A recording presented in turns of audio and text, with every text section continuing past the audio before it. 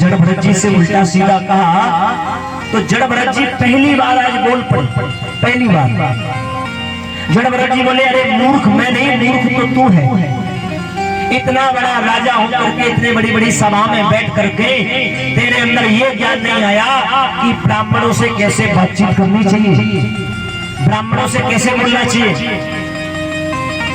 तेरे अंदर ये समझ ही ना आई अब तक। जड़ भरत जी ने देखा भैया ये तो ब्राह्मण देवता है, इनके तन पर जनेऊ है, पैरों में खड़ाऊ है, माथे पर चंदन है, ये तो कोई ब्राह्मण है। तत्काल रघुगण ने माफी मांगी है, महाराज बड़ा अपराध हो गया, ब्राह्मणों से अपशब्द कह दिया, ब्राह्मणों से बुरा भला कह दिया, अब माफ कर दो। लेकिन जड़ भरत जी ने माफ नहीं किया। याद रखना, ब्राह्मण कभी रूठ जाए और ब्राह्मण को अन्न दान दे दिया जाए या घर बैठ करके अन्न खिला दिया जाए तो जो पाप जो श्राप मुझ पर लगा हुआ है वो अन्न से सब कुछ नष्ट हो जाता है, सब कुछ मिट जाता है।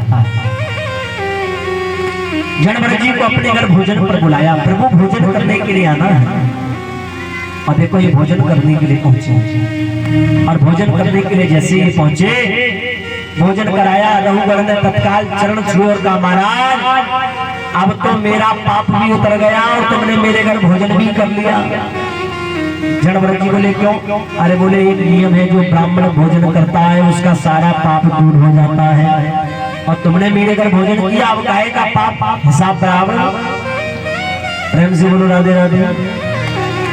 हाँ, और कहा ये जीवन यूं ही बिताया लेकिन कुछ काम ना आया, इसलिए तो लिख दिया।